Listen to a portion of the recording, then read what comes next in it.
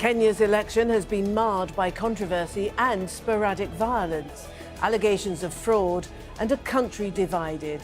When it comes to voting in Africa, Kenya is not unique. Why is it so difficult to hold a democratic election in Africa? This is Inside Story.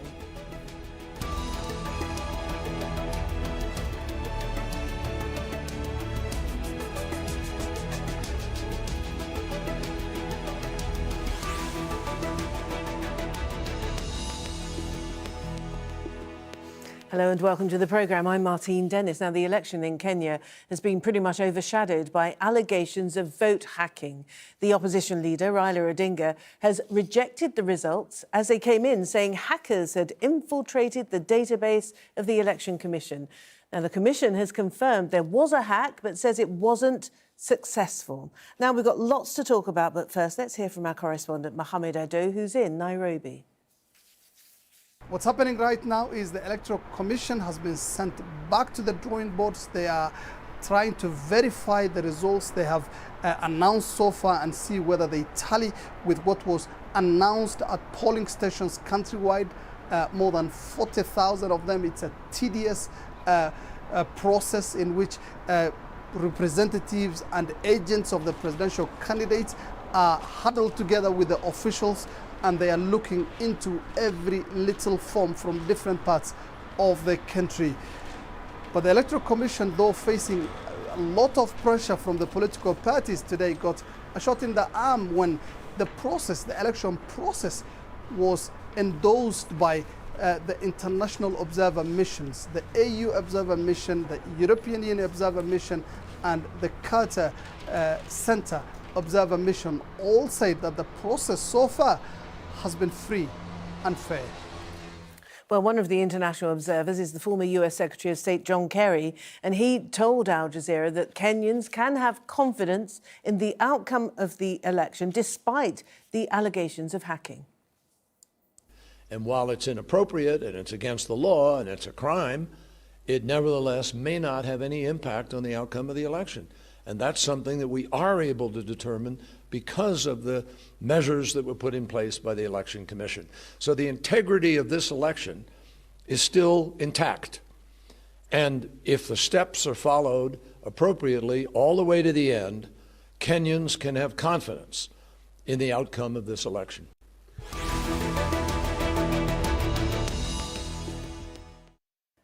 Time to introduce our guests now. From Nairobi, we have John Mahama, former president of Ghana. He's leading the Commonwealth Group of Election Monitors in Kenya. Michael Amoah, visiting fellow at the Firoz Lalji Centre for Africa at the London School of Economics. Also in Nairobi, we have George Kegoro, who is director of the Kenya Human Rights Commission. Welcome to you all. Former President Mahama, can I start with you and ask you about your observations of the process of this election in Kenya, given that you yourself have just recently come through an election, a successful transition of power. You graciously conceded defeat at the ballot box, didn't you, in your own country? So how does that influence how you view what's been going on in Kenya? Well, on the humorous side, maybe that's the reason I was chosen to lead the Commonwealth Observer Mission. But the various international observer groups have issued their interim reports, and the reports cover a certain number of segments of the election process. You have the process before the election date, then you have the election proper and what went on during the election, and then you also have the tallying process. And I can say unanimously from all the reports I've got that the observer groups commend the Kenyan people for their orderliness, their patience in going through the process. And so far, largely, all the observer groups think that the election has been credible. Of course, the process is not over. because currently the tallying and validation and verification of the field sheets, which are called Form 34Bs that are coming from the constituencies, are arriving in the National Tallying Center, and those are being verified before a final result is declared. And so we're urging all Kenyans to continue to be patient to see the process to its logical conclusion. But former President Mahama, it's a dangerous limbo that Kenyans are being placed in right now, isn't it? We've not long heard from the opposition coalition led by Raila Odinga. They're not at all happy with the numbers that are being presented by the Electoral Board, and they've presented their own numbers, suggesting that they're very far out. There's a huge discrepancy between the two sets of numbers. This is a dangerous time for Kenya, isn't it? I think that the Kenyan people will rise to the occasion. In any election, there are grievance procedures, and I believe that if the opposition believe that they have different figures, there are ways of verifying that, and if they are not happy with the outcome that is announced by the Independent Electoral Boundaries Commission, they have the option of challenging that result. And so I don't think that it should put Kenya in a dangerous position. I don't believe that, if there are differences or a disputed election, then it means people must shed blood or fight. And so I believe the leaders of the opposition are responsible and that they will rise to the occasion. They would allow the process to play out, and if they have any grievances, they know how to resolve them. And George Kegoro in Nairobi, your organisation, the Human Rights Commission, has actually noted several transgressions that seem rather worrying, at least to you, in terms of the procedure of not the voting. The voting is pretty simple, isn't it? It's the tallying where the problems seem to arise. This election is true to form in terms of Kenya's recent history.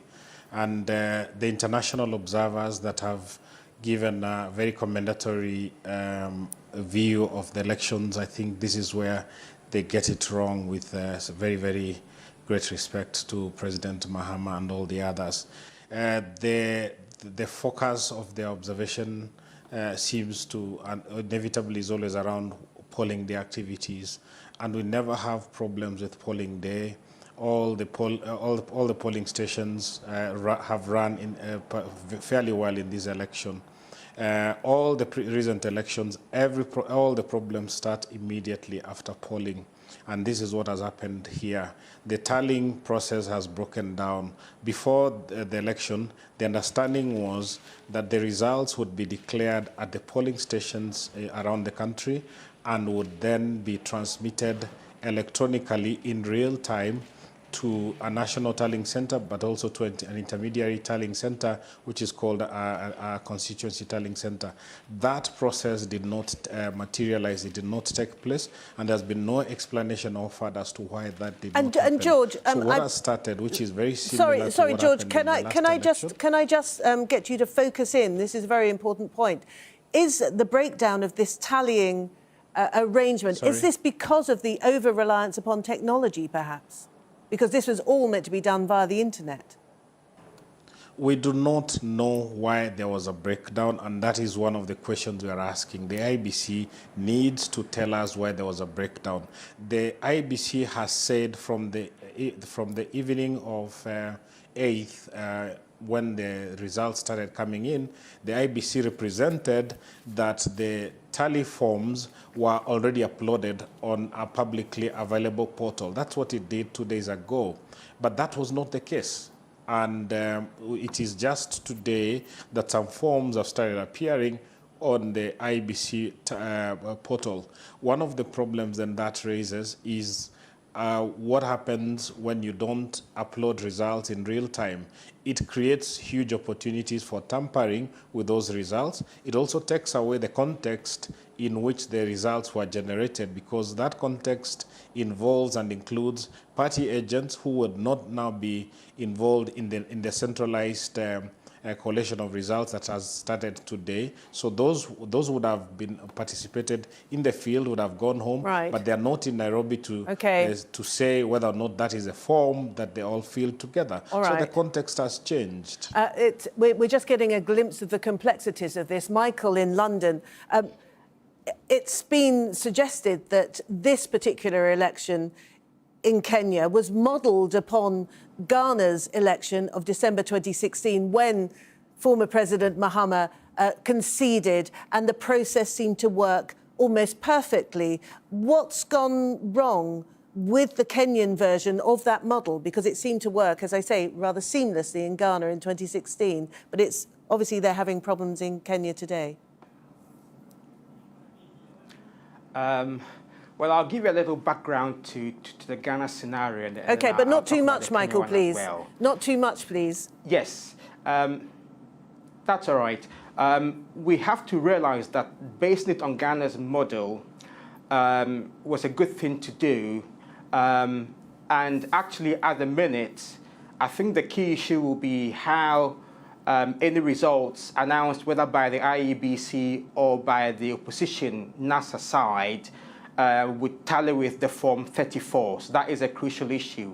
However, in the background, we have to realize that in the Ghana case, there was a case of hacktivism or cyber espionage, whereby officials from the Electoral Commission have made it public. So this is no sort of revelation of any secret. It's public information that the government side procured hacktivists who are actually inputting other forms of data, whereas at the same time, the opposition side also procured their own hacktivists to neutralize the rigging that was going on.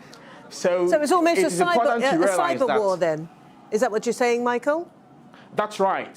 Yes, there was a cyber war, but for the success of the opposition cyber technologists neutralizing the rigging machinery, we would have probably had a different result, who knows. And so it is quite relevant to understand why the opposition side in Kenya is emphasizing on the hacktivism that took place in the Kenyan case. However, I think at the moment, yes. I was then going to go to former President Mahama. A huge amount of resources has been put into this democratic exercise in Kenya. $500 million just on the equipment alone, not to mention the training of observers and monitors. This is a huge exercise, and yet there seem to be problems, simple problems, that are actually calling into question the integrity of the vote. I know the international monitors like yourselves have sanctioned the whole process, but clearly Kenyans themselves have got questions. I'm in a rather sensitive position, and so I have to be careful with the comments I make. I think that a few things have been said that are most unfortunate. Michael has made very wild allegations.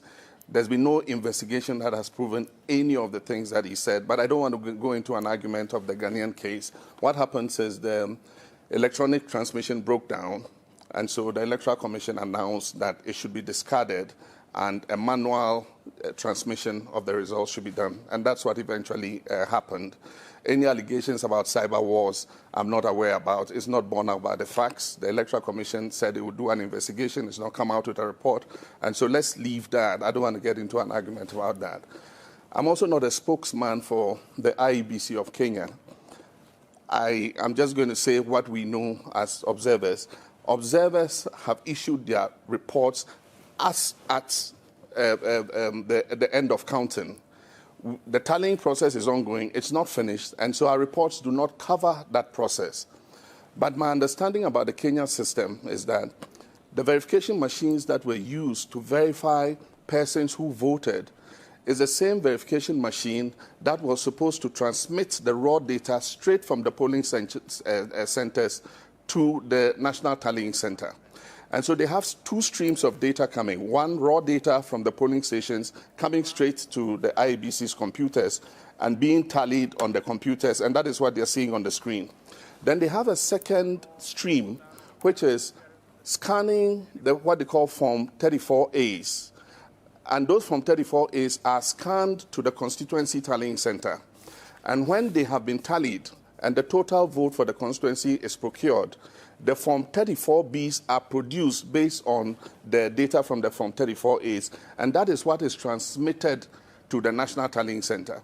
Now, if you are transmitting results directly from the polling station to the tallying center, those results will arrive before the scanned documents, and that's why the scanned documents are arriving later.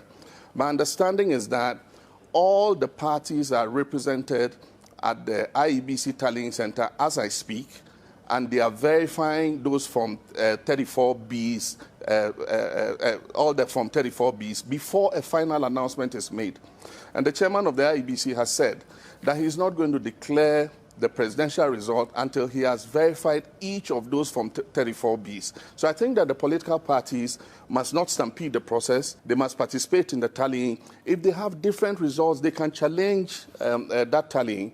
And if a winner is declared and they feel anybody feels aggrieved, it could be Jubilee, it could be NASA, they know what to do. They have to go to the courts. And George, does that inspire you with a certain amount of confidence? The fact that all parties need to be present at the tallying process and there is an official channel for any kind of challenge? I think the dimension that is missing from this discussion is that there's a public confidence thing that the election should also engender. It is at one level a NASA versus Jubilee challenge, but at another level, it is a public accountability challenge. So NASA Jubilee will protect their interest in the best way they know how to, but there's also a public interest, which is an interest in favor of transparency, in favor of accountability, in favor of getting to know in real time what is happening at the lowest level possible. That the only institution that is capable of promoting that obligation is the IEBC itself, and by failing to avail the information on the basis of which the results or the numbers that they're showing, and we've been calling them numbers, we don't regard them as results because they are not backed by anything. By failing to provide any information that supports the numbers that they've been projecting as results, then already the duty to the public, to be accountable to the public, has failed. You have yourself talked about how expensive this election has been. It has been expensive because it was based on a promise that it will be different from the previous elections. The 2007 election failed at this stage, and there was violence. The 2013 election failed at this stage, and there wasn't violence, but there was huge dissatisfaction and significant reforms that followed, which have not borne the kind of fruit. But George, a huge amount of responsibility lies with the leaders of the various parties. They have the power to determine the course of events in the country, regardless of the results. Everybody knows democracy is a flawed process anyway, so isn't it incumbent, therefore, upon the political leaders to keep things calm? I have not said anything that has suggested other than that we should have calm in the country. The country needs peace. We have had the trauma of violence in 2007, and that's something that we all remember, and political responsibility is needed at this time. But the point is there isn't sufficient recognition of how difficult the situation has been made by how the government side has behaved in its approach to this election. It has had an approach that has been warlike, that has been belligerent, that has been very much promoting a context and an environment of political instability. You've had police very much displaying body bags in parts of the country where the opposition is, a very loud preparation by the police to the effect that they are ready to crack the skulls of citizens if the citizens should bring trouble. That is not the kind of preparation that is responsible enough to ensure that people are able to overcome problems and challenges in democracy without the possibility of violence. So when we speak about this topic, it is often assumed that the culprit is the opposition. I would like to make the point that the government side has behaved in a manner that did not recognize the fact that they have the responsibility to keep this country peaceful, and that is a responsibility that has failed. Right, OK, well, that's a fairly damning indictment then coming from George. Michael, coming to you. This year, there have been several elections on the African continent. Most of them don't inspire a great deal of confidence as to their legitimacy. The impression given is that Africa can't do democracy. Africa can't hold credible, free and fair elections. I think the scenarios are sort of slightly different from case to case. Usually where the race is very tight, as was in Ghana or in Kenya, that's when hacktivism issues take place. In Rwanda, for example, where it was quite obvious that it wasn't a tight race and Paul Kagame was in the lead and was going to be a landslide, there were no issues about the register or hacktivism.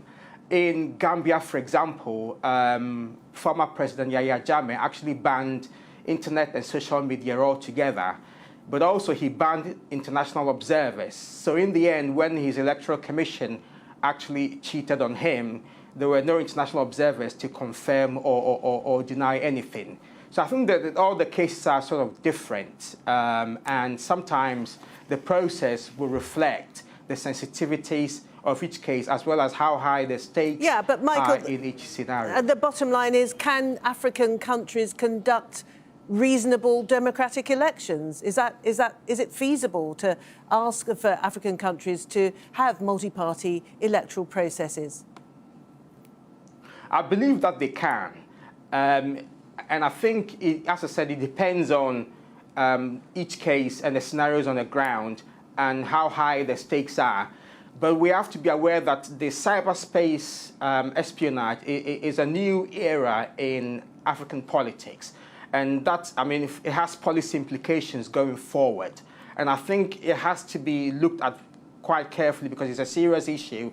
If there's going to be a James Bond in the equation, then both opposition and government should agree beforehand who the James Bond should be, and that IT experts for any electoral commission should not be murdered, because these things also sort of create some sort of mistrust with the electoral board, if you like. Michael, I mean, you're referring to the pre-election killing of a senior IT consultant. We've got very little time left. Former President Mahama, I guess all of the problems that we've tried to look at still mean, as far as you're concerned, the Commonwealth observers are concerned, the AU, and in fact John Kerry from the Carter Centre as well, everybody's saying that the integrity of the result has not been compromised by these problems. I mean, that's how you view it. Let me just make 2 quick points. I believe that Kenya is in a sensitive place, and it is important for all Kenyans, including civil society, to rise to the occasion. George works for a human rights organization, and I think that in making his statements, he should be a bit more responsible in order that he does not erode the credibility of the process and create the outturn that we all don't want to happen. I think some of the statements he's made are quite damning. I don't know what his evidence is based on, but I can speak for the observers. And I said, we're neutral in this matter. I'm not a spokesman for the IEBC, so I'm very careful in what I say. I also want to comment that Africa has held credible elections. Election disputes do not mean that the elections are not credible. There have been election disputes even in the most advanced countries. And so I think that statement or that question is unfortunate. In the United States, Al Gore and President Bush disputed their elections, and they went to the courts, and the matter was resolved. In the case of President Trump, as of today, they're talking about Russian meddling and all that. And so disputes in elections are not typical of Africa. If the stakes are high, like Michael said, yes, it's possible that there could be disputes. But let me say that as far as the international observers are concerned, we have not received any concrete evidence that the integrity of the electoral process has been breached. We cannot proceed from that point. And so, thus far, we believe that the process must be allowed to play out, and if people have grievances, there are procedures that they need to follow. No blood must be shed in Kenya because somebody has a grievance coming out of this election. Okay. At that point, I have to say thank you all very much indeed. Really interesting conversation. Former President of Ghana, John Mahama, Michael Amoah in London, and George Kegoro, Director of the Kenya Human Rights Commission. Thank you all very much indeed. And as ever, thank you for watching the programme. You can see it again anytime you like by going to the website, aljazeera.com.